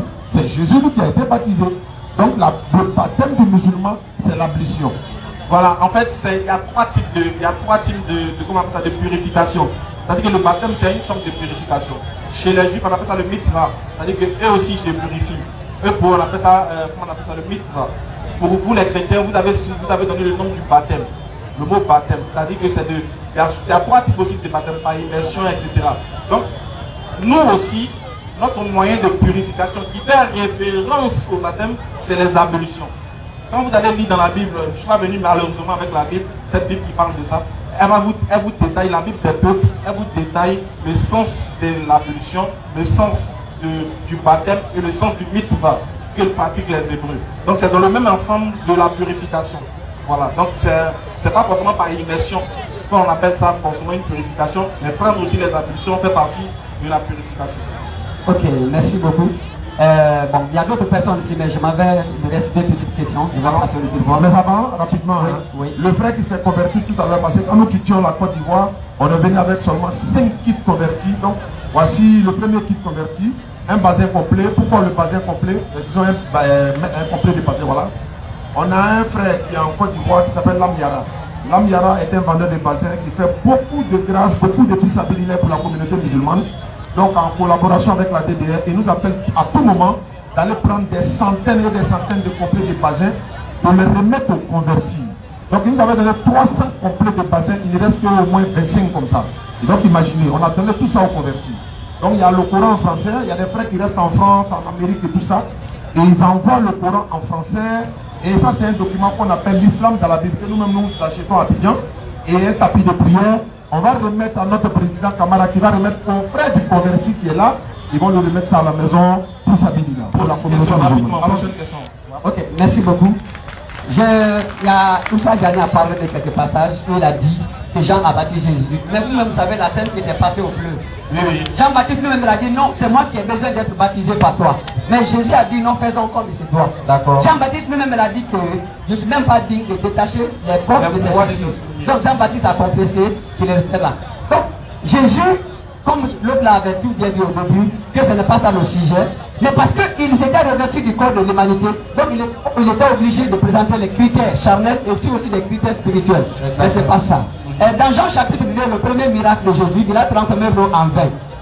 Vous pouvez voir. Et puis il a fait boire les gens, vous pouvez voir. Ah, dis-nous demain si on peut boire l'eau là. Non, il a transformé l'eau en vin. Ah, et les gens ont dit, si vous pouvez voir. Sauf que pour boire, il faut croire. Alors que nous, on ne croit pas que son premier miracle, c'est de transformer l'eau en vin. Même la Bible dit que ce n'est pas son premier miracle. Maintenant, regardez bien. Mais dans Jean 102, c'est ce qui a été dit. Voilà, on va voir. C'est ce qui est dit. Donc, regardez. Oui. Vous dites que le premier miracle de Dieu pour vous, c'est de transformer de l'eau en vin pour que les gens n'auront pas boire. Non, ce n'est pas ça. À Jérusalem, après le début de son ministère, on n'a pas dit le premier miracle. Si c'est le premier miracle, dans l'Ancien Testament, il y en a un grand nombre. Non, non, je n'ai pas de juif, je n'ai pas de Nouveau Testament. Non, Jésus. C'est que ça, c'est le premier miracle de Dieu sous forme humaine. Quand Dieu est venu sur la terre, pour la première fois, la chose que lui a vu pour transformer, c'est de l'eau pour devenir vin. Et puis les gens ont vu pour se saouler. Oui, mais c'est Jésus musulman qui a fait ça. Non, non, non. C'est pas si le peuple l'a fait. C'est pas Issa qui a fait ça. Non, c'est pas Issa qui a fait ça. Ok, il n'y a pas de problème. Un jour, on en changera. Mais laissez aussi le temps, il y a beaucoup de gens qui attendent. Donc, le frère sera le bienvenu, je passe le micro. Le premier miracle de Jésus dans le Coran, il a parlé dans le berceau. Il a pris la défense de sa maman contre les Juifs qui ont traité Marie qui était une prostituée. Et il a déclaré être un prophète. Clair. Dans ce même verset. Donc, alors rapidement, le temps est presque arrivé. Rendez-vous demain, Inch'Allah, 20h, 22h, à l'université Kofi Annan. Et également, la DDR ici présent, ils ont beaucoup de difficultés. Parce qu'on doit là, quand le président me disait tout à l'heure qu'il y a moyen de déplacement. Il y a un grand moyen de déplacement. Ça veut dire que si le moyen de déplacement ne trouve pas, on sera obligé de rester là.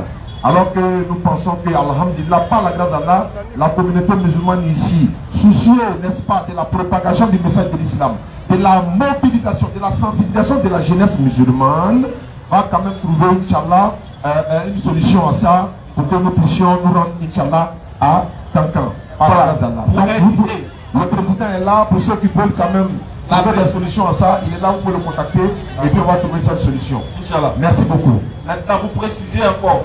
Toujours dit que ce forum est une manière de démontrer au peuple guinéen qu'on peut échanger sur la religion tout en gardant le bon esprit, la cohésion sociale et le respect des uns et des autres. Merci.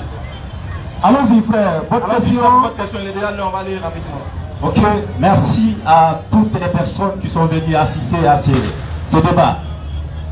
Moi, c'est le frère Esaïe, je suis évangéliste. Mais bien avant de poser le cas, j'aimerais dire quelque chose à la population qui est là. Je sais, mais laissez-moi aller au bout de mes idées. Ça, c'est le salut, ok? Doucement. Mon frère, Attends, lui, il est un peu chaud. Non. Ok, j'aimerais dire quelque chose. Attends. doucement. Ok. Il faut s'adresser à nous plutôt qu'à la foule. Non, vous ne pouvez jamais vous convertir. Parce que vous êtes très endoctriné. Très bien. Ok? Je suis là pour vous. Non, on veut se Voilà, comme tu es là pour nous, il faut t'adresser à nous. Il faut le frère qui est à côté. Faut écouter lui qui est à côté là, c'est important. Frère, évangéliste, il faut écouter lui qui t'a donné le micro parce que c'est grâce à lui et puis que aussi, les choses se passent. l'exemple aussi de l'autre. Doucement. Laissez la foule, ne vous attaquez pas à la foule. Parlez-nous. Présente d'abord, ok? Après, il n'y a pas de problème. C'est ma présentation. Allez-y. Moi, je suis évangéliste. Je sais que ce que vous faites, c'est une manière d'endoctriner. Et ce qui est essentiel pour la population, c'est le salut. Et moi, mon thème aujourd'hui, c'est Jésus-Christ est Dieu. Vous voulez ou vous ne voulez pas, il reste Dieu. Pourquoi? Parce que pour être Dieu, il y a ce qu'on appelle la nature. Parce que être Dieu, il faut mériter. Vous voyez? Très bien. Les sorciers, ils croient au fétiche. Parce que le fétiche est Dieu. Vous voyez? Tout de suite, quand tu adores quelque chose, il devient ton Dieu. Dieu, c'est un titre. Ça veut dire sujet d'adoration. Et moi, je dis que Jésus-Christ, il est Dieu aujourd'hui. Il est Dieu demain. Il restera Dieu après-demain. Au lieu de vous arrêter à dire que Jésus-Christ, il est prophète, il n'est pas messager quoi? Il est Dieu. Voici ma question. Merci. Avant de rentrer dans le vif du sujet, je vais vous poser une question. C'est pour te montrer que le Coran, je n'ai pas ma foi dans le Coran. Est-ce que vous croyez réellement qui est Abraham? C'est ma question. Selon vous, qui est Abraham? Alhamdulillah. Wa salatu wa salam ala rasulillah. Je vais rappeler le numéro sur lequel vous pouvez appeler, le numéro de la DDR ici en Guinée, parce que la DDR est un peu partout à Kankan, à Sigiri, à Zérekouré. Donc parce que le numéro du président, pour ceux qui veulent vraiment nous soutenir pour aller jusqu'à Kankan, donc bon, on va dire 625 68 66 46. Facile, hein? 625 68 66 46. Parce que nous savons très bien que la dawa, c'est pas facile. On ne fait pas la dawa pour de l'argent, mais on ne peut pas faire dawa sans les moyens. Donc vraiment, on peut appeler Inch'Allah. Normalement, c'est lundi ou mardi que nous devons voilà, être là-bas. Donc essayez Inch'Allah pour voir. Daouda. Mon frère, Inch'Allah, vas-y. bonsoir. Évangéliste, nous avons compris votre pensée. Il faut savoir une chose, mon frère évangéliste. C'est que la sincérité en soi n'est pas garantie de vérité. Vous pouvez être sincère dans votre foi, mais rien ne prouve que vous êtes dans la vérité. Je vous donne un exemple. Les sorciers, là, ils bouffent les gens la nuit. Ils aiment ça. Ils sont sincères. Oh, ils ne sont pas dans la vérité. Le féticheur, il adore ses fétiches, il est sincère dans sa foi, mais il n'est pas dans la vérité. Mais quand même, il croit. Voilà, il croit, mais il n'est pas dans la vérité. Donc, c'est ma question. Abraham était qui? Il était de quelle nationalité? C'est ma question. s'il te plaît. Ça. S'il te plaît. Non, on va. D'abord,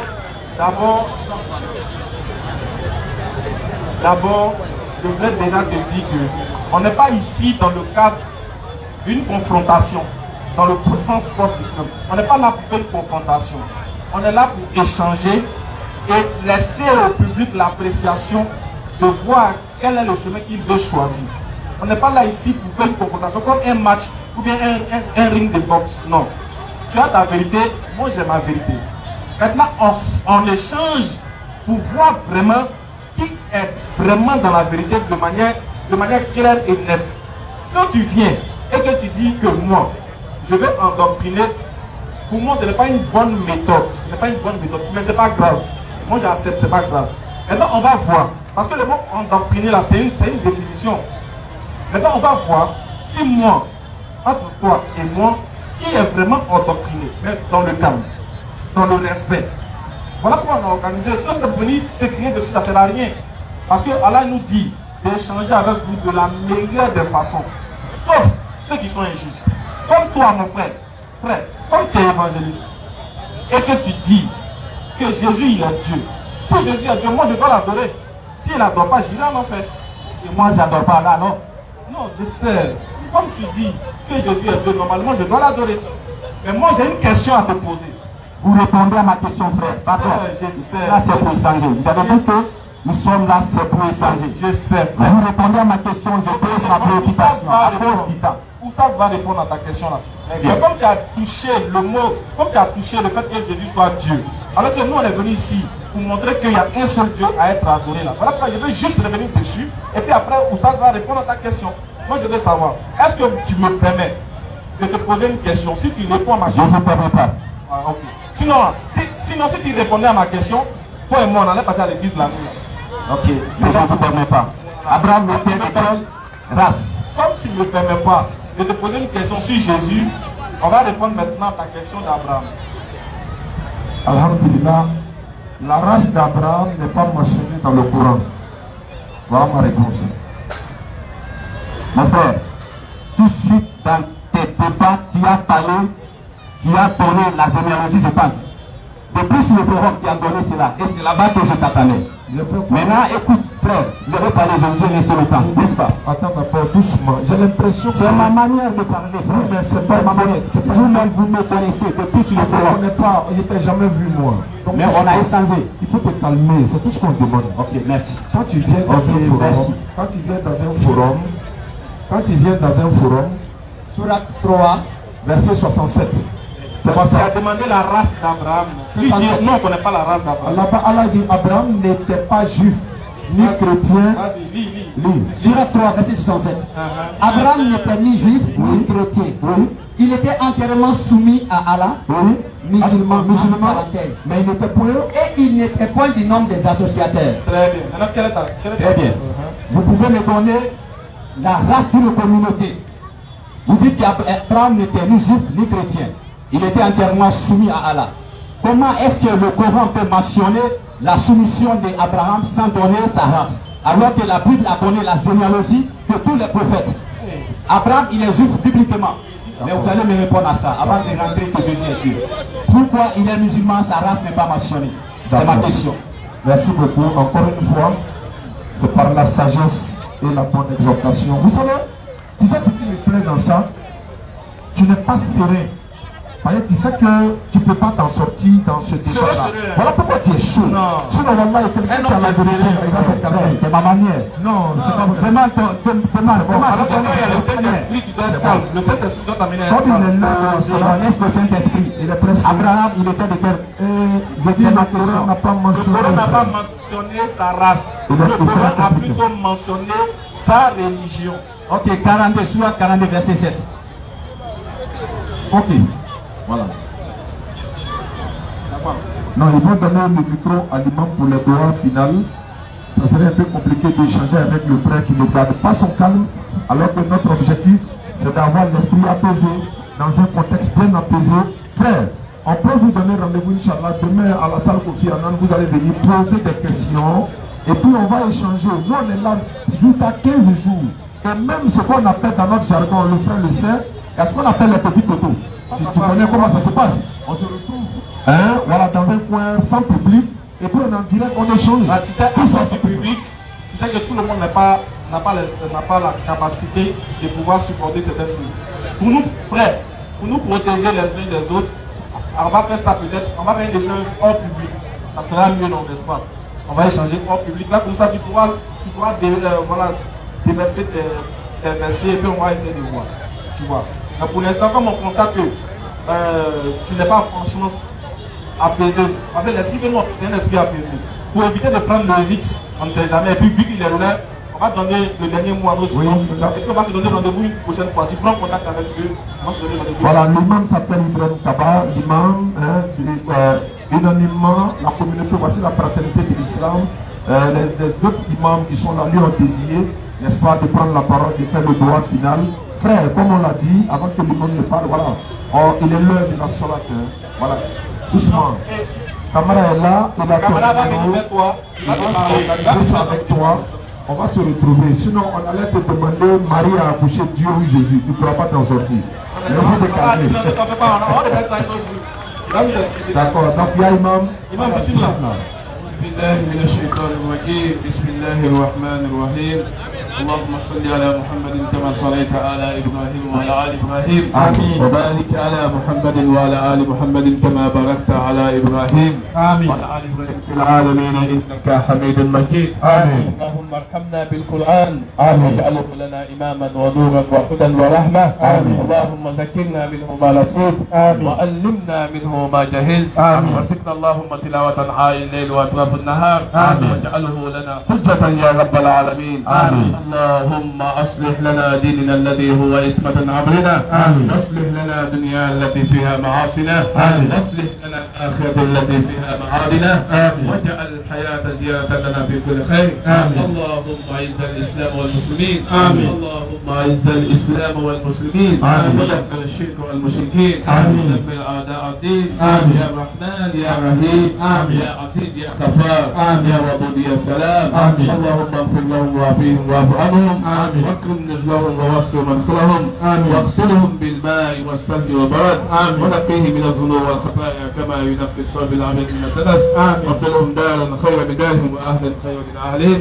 آمين وقيه من فتنة القبر وعذاب النار آمين اللهم اغفر لحينا وميتنا وشاهدنا وغائبنا آمين وذكرنا وانثانا اللهم من احييته منا فاحيي على الاسلام آمين ومن توفيته منا فتوفى على الايمان آمين ربنا ظلمنا انفسنا وان لم تغفر لنا وترحمنا آمين لنكونن من الخاسرين آمين وآخر دعوانا أن الحمد لله رب العالمين دوك أنا دعوة كلام كنسي بركة ملو على مكلا آمين إسلام يكون تعالى مكلا آمين محمد إسلام مسود فلما دعوة إسلام الفقاد كسول ما الله دبل على يكون ما على مكلا آمين آمين إن شاء الله البنت ديك دعوة على ما أنا دينا لا بني أستاذ يعني إسماعيل كنسي بركة ملو على مكلا آمين آمين يكون تعالى مكلا آمين صلى محمد صلى الله عليه وسلم. On salue rapidement nos mamans qui sont venus nombreux. Vraiment merci beaucoup pour votre doigt, Inch'Allah. Et notre soeur Savadé qui est là, celle qui nous nourrit matin, midi et soir.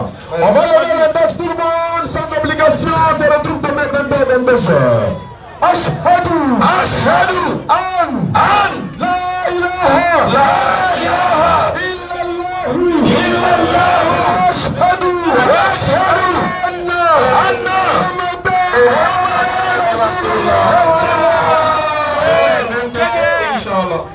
international en Guinée. On rappelle que ceux qui ont lancé la distance. Assalamu alaikum. On vient venir à la filière internationale en Guinée. Nous sommes fiers d'être musulmans. Qu'Allah fasse miséricorde à tous les musulmans et musulmanes du monde. Qu'Allah augmente notre foi. Qu'il augmente une fois à notre foi. Par la grâce du prophète Mohammed sallallahu alayhi wa sallam et par la grâce du Saint-Coran. Bonsoir, on est vraiment content de rencontrer Ismaël Aka et Oustaz Jané. On a longtemps suivi.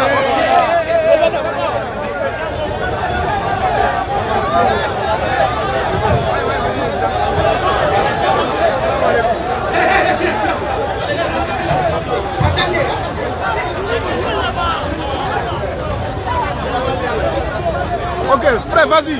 Voilà, c'est un grand plaisir d'avoir la chance de rencontrer Ismaël Aka et Oustaz Jané en Guinée ici. On les a toujours observés, on les a beaucoup regardés sur Internet. Et je pense que c'est une grande opportunité aujourd'hui de les avoir chez nous ici. Vraiment, on est content, on remercie Dieu et on prie Dieu qu'il avance et que l'islam brille sur toute la terre. Un débat interreligieux. Un débat interreligieux. Un débat interreligieux demain à 19h à côté s'il vous plaît, dans la salle Malik Ponné. S'il vous plaît. Dans la salle Malik Ponné, s'il vous plaît. Maintenant, calmez-vous, calmez-vous. Doucement.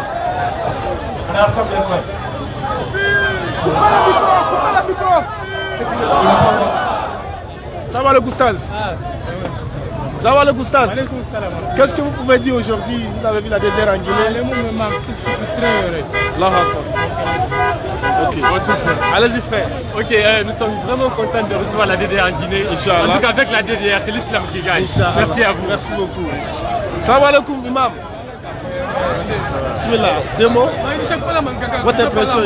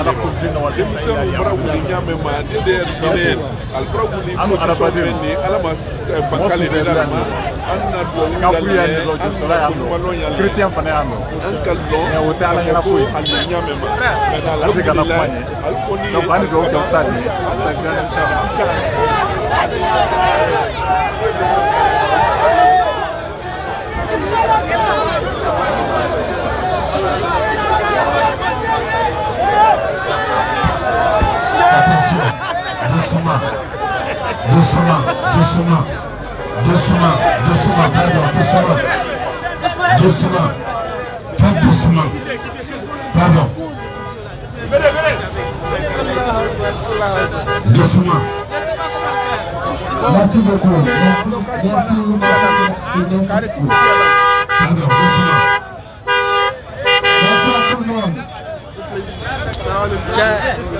On vous suit énormément. Merci beaucoup. Alors. Nous le disons. Nous devons parler.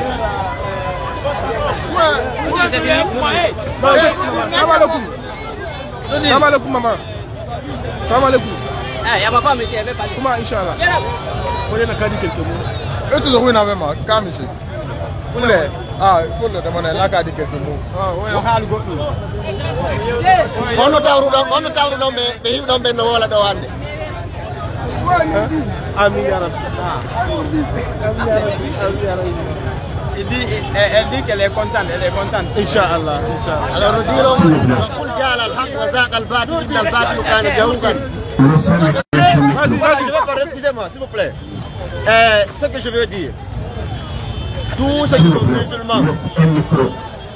sont musulmans, qu'ils soient vraiment fiers d'être musulmans. C'est la religion du salut. Rien que ça. Vous comprenez? L'islam, c'est la seule religion agréée par Dieu. C'est la seule religion envoyée par Dieu. De Adam à Muhammad alayhi salatu wassalam, c'est l'islam. Jésus est musulman. Moïse est musulman. Tous ceux qui ont été prophètes, les 124 000 prophètes sont des musulmans. Les 312 messagers sont des musulmans. C'est ça, wassalam. Voilà. Ce que j'ai à dire. Tous ceux qui sont excités, qui veulent savoir la vérité. Là, quand venir poser des questions et puis bon, avec la DDR, vous avez vu, je plein de vos vidéos. Grâce à vous, grâce à vous, on ne me colle pas. On va le suivre. Si c'est la DDR, c'est grâce à vous, on ne me colle pas.